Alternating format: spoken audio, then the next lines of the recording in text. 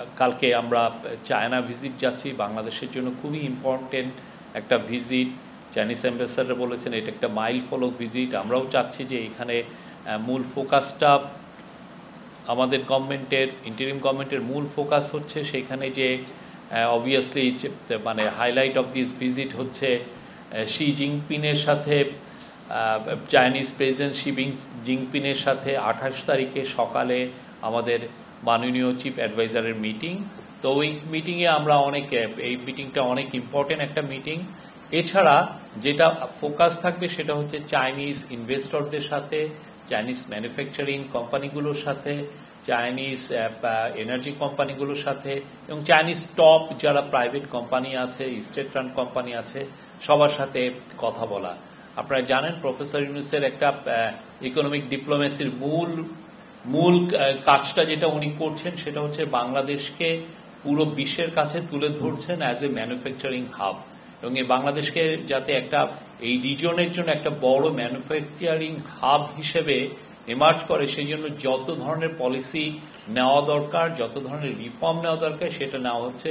চিটাগং পোর্টের বিষয়ে রিফর্ম কিছু নেওয়া হচ্ছে, প্লাস আমাদের এখানে যাতে প্রাইভেট সেক্টরের বিদেশিরা এসে যাতে ইনভেস্টমেন্ট করতে কোনো হ্যাসেল না ফেস করেন, সেই জন্য সবার জন্য একটি ওয়ান স্টপ সার্ভিস দেওয়া যাতে যায় সেই জন্য কাজ করা হচ্ছে। এবং সেই অনুযায়ী অন্যান্য যতগুলো পলিসি সাপোর্ট থাকে, সেটা এনবিআর এর হোক, সেন্ট্রাল ব্যাংকের হোক, সবগুলো পলিসি সাপোর্ট একই সাথে অ্যাটিউন করে যাতে আমরা ফরেন ডাইরেক্ট ইনভেস্টমেন্ট আনতে পারি। এটার মূল লক্ষ্য হচ্ছে যে বাংলাদেশে প্রচুর জব তৈরি করা এবং বাংলাদেশের ইকোনমিক গ্রোথকে নতুন স্কেলে নিয়ে যাওয়া, নতুন উচ্চতায় নিয়ে যাওয়া।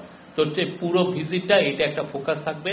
উনি প্রথমে 26 তারিখে যাচ্ছেন, যাওয়ার পরে 27 তারিখে বোয়া ফোরামে উনি জয়েন করবেন। ওই বোয়া ফোরামের সাইড লাইনে কিছু অন্যান্য বিদেশ থেকে যারা, অন্যান্য বড় বড় কান্ট্রি থেকে যারা আসছেন তাদের সাথে কিছু ইম্পর্টেন্ট মিটিং হওয়ার একটা সম্ভাবনা আছে।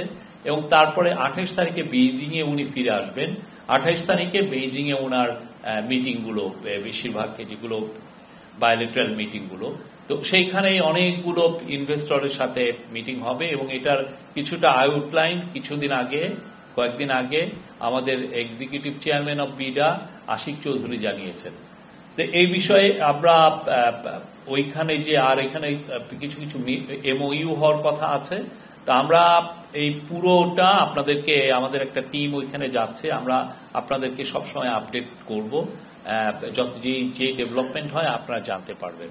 আর এইখানে আমরা অনেক স্পেকুলেটিভ রিপোর্ট দিচ্ছি, আমরা এই বিষয়ে আসলে এখনই কমেন্ট করতে চাচ্ছি না। আমরা ওইখানে যাই, যার পরে মিটিংগুলো হওয়ার পরে যেগুলো ডিসিশন হবে আপনারা সাথে সাথেই জানতে পারবেন।